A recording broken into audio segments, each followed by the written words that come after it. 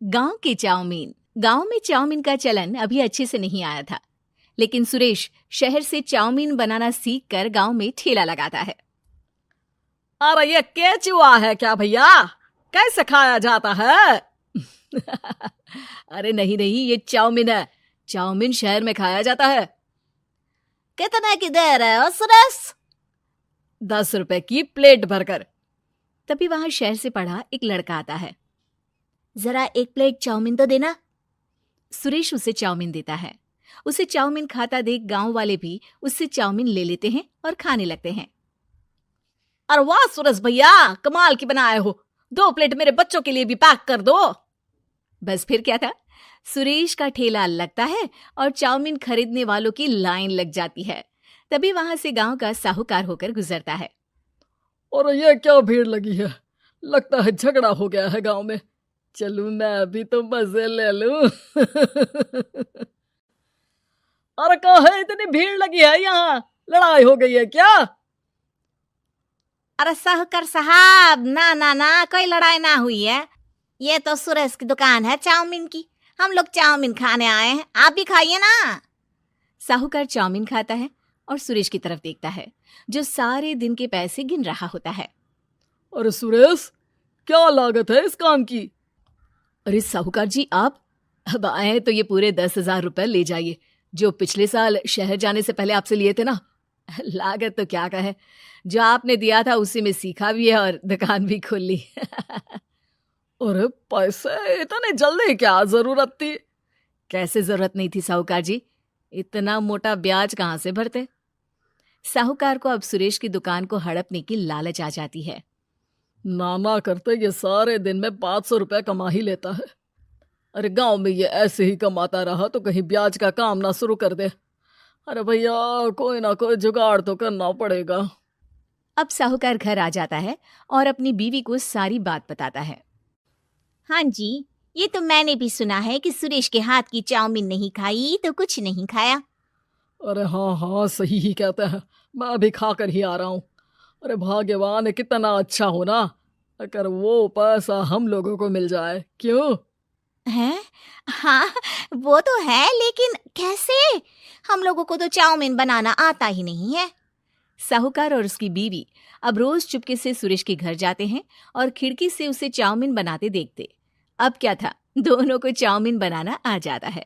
फिर एक रोज, और सुरेंद्र, तुझे साहूकारनी ने बुलाया था। बोल रही थी कि बेटे के जन्मदिन में 10 किलो चाउमीन का ऑर्डर देना है। बना दोगे ना?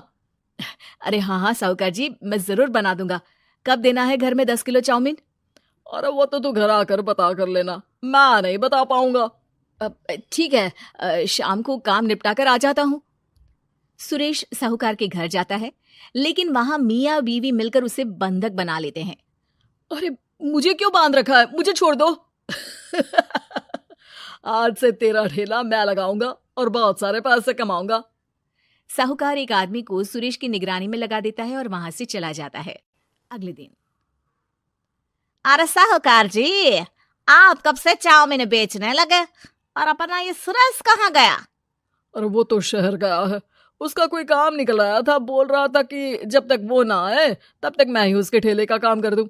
पैसे भी तो बहुत उधार ले रखे थे उसने। लगता है कर्जा भरने के डर से भाग गया है। अरे पर वो तो बोल रहा था कि उसने सारा कर्जा उतार दिया है, और वो क्यों भागेगा? इतना तो कमा रहा था। अरे मुझे क्या पता। अरे चाउमीन खाना है तो बोलो, नहीं तो भागो यहाँ से। अरे हाँ, दे दो। अब तो चाउमीन खाना पूरे गांव के लोगों के लिए आदत ही बन गया है। ना खाओ तो नींद ना आए। हाँ, तो लो और निकालो 50 रुपए। 50 रुपए क्यों? सुरेंद्र तो 10 रुपया में देता था।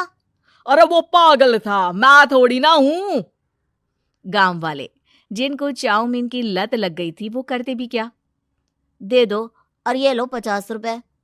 लेकिन फिर साहूकार उन लोगों को प्लेट में थोड़ी सी चाउमीन रख देता है। अरे ये क्या, पैसे 5 गुना ज्यादा और चाउमीन बस इतनी सी। अरे साहूकार साहब, भगवान से तो डरो।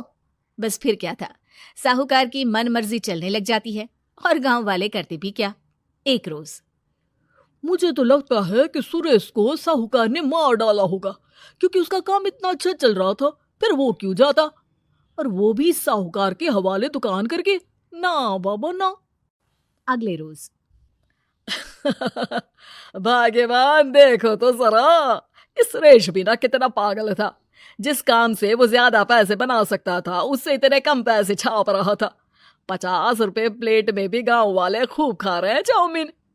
हाँ जी, और जितने में वो लोगों को 10 प्लेट खिलाता था भर भर कर हम लोग उतने में 20 प्लेट बना रहे हैं, क्यों जी? वहीं सुरेश रोज भगवान से मांगता कि बस एक बार वो किसी तरह वहां से निकलने में कामयाब हो जाए, लेकिन उसकी हर कोशिश नाकामयाब होती।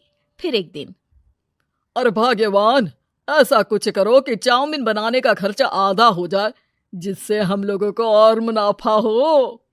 ना जी, मुझे तो कोई तरकीब ना सूझ रही।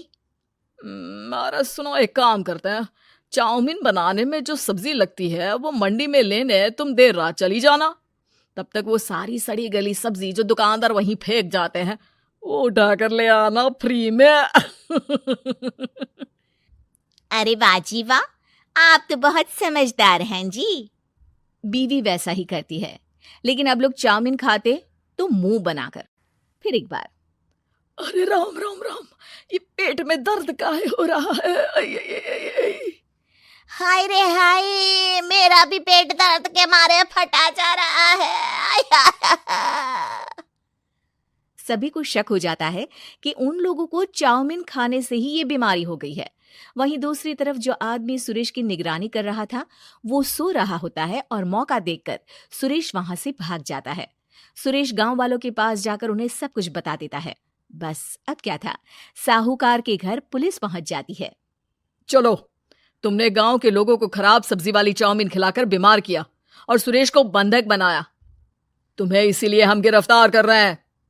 साहूकार को पुलिस ले जाती है और फिर अगले दिन से सुरेश का ठेला गांव के बाजार में लग जाता है, जहां अब पहले से ज्यादा भीड़ होती है।